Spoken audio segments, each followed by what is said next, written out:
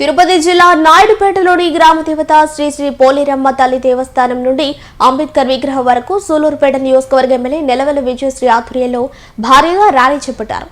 ఈ సందర్భంగా ఎమ్మెల్యే మాట్లాడుతూ అంబటి రాంబాబు వ్యాఖ్యలను తీవ్రంగా వ్యతిరేకిస్తూ నాయకులు కార్యకర్తలు ఆంబోతు రాంబాబు అంటూ నినాదాలు చేశారు. అంబటి రాంబాబు వ్యాఖ్యలు ప్రజాస్వామ్య విలువలకు విరుద్ధమని, వెంటనే ఆయన బహిరంగ క్షమాపణ చెప్పాలని, అంబటి రాంబాబు లాంటి వ్యక్తి సమాజానికి ప్రమాదకరమని ఆయన్ను కఠినంగా శిక్షించాలన్నారు. అనంతరం అంబటి రాంబాబు దిష్టి బొమ్మను దగ్ధం చేశారు. తిరుపతి జిల్లా నాయుడుపేటలోని గ్రామ దేవత శ్రీ శ్రీ పోలేరమ్మ తల్లి దేవస్థానం నుండి అంబేద్కర్ విగ్రహం వరకు సూలూరుపేట నియోజకవర్గ ఎమ్మెల్యే నెలవెల విజయశ్రీ ఆధ్వర్యంలో భారీగా ర్యాలీ చేపట్టారు.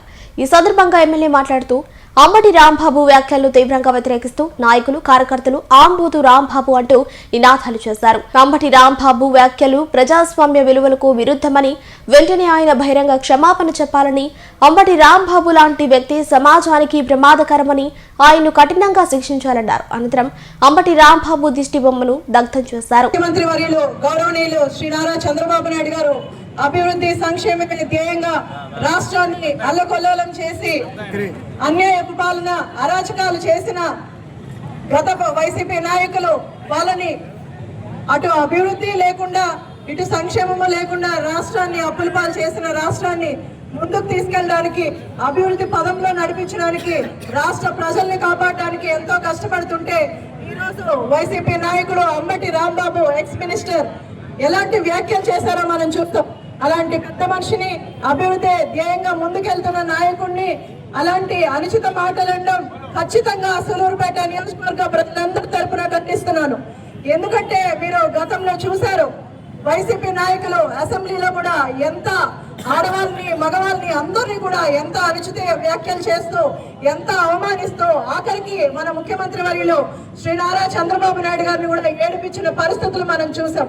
ఆయన ఎంత కృంగిపోతే ప్రెస్ ముందుకు వచ్చి ఆయన ఏడుస్తారో మనందరికీ తెలుసు. అలాగే అన్యాయంగా 50 రోజులు ఆయన్ని జైల్లో పెట్టిన పరిస్థితులు మనం చూసాం. అలాగే తెలుగుదేశం నాయకులు కార్యకర్తలు ఎక్కడ కనిపించినా కూడా వాళ్ళ మీద శిక్షలు వేస్తూ జైల్లో వేస్తూ వాళ్ళ మీద ఎన్నో అరాచకాలు మనం చూసాం.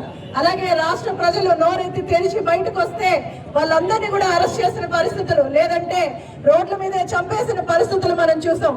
అలాంటి అరాచక పాలనని ఈరోజు రాష్ట్ర ప్రజలు కాదనుకొని వాళ్ళని 11 సీట్లకు 151 సీట్లు ఉన్న వాళ్ళని 11 సీట్లకు తీసుకొచ్చిన వాళ్ళకి ఇంకా బుద్ధి రాకుండా ఇంకా అలాంటి అనుచిత వ్యాఖ్యలే చేస్తూ అటు మహిళా శాసనసభ్యురాలు కావచ్చు, అలాగే ఎన్నో నియోజకవర్గాలు రంపచోడవరం కావచ్చు, కొవ్వూరు కావచ్చు, ఇవన్నీ మహిళా ఎమ్మెల్యేలు ఎవరైతే ఉన్నారో వాళ్ళందరినీ రాజకీయంగా ఎదుర్కోలేక ఇలాంటి వాళ్ళ పర్సనల్ విషయాలు తీసుకొచ్చి అనుచిత వ్యాఖ్యలు చేస్తూ ఒకళ్ళు అంటారు ఎమ్మెల్సీ అయినా అమెరికాలో ఉండి నేను ఇక్కడికి వచ్చి చంపేస్తాను, నేను చిటిక వేస్తే చాలు నువ్వు ఇక్కడి నుంచి లేచిపోతూ ఉంటాడు.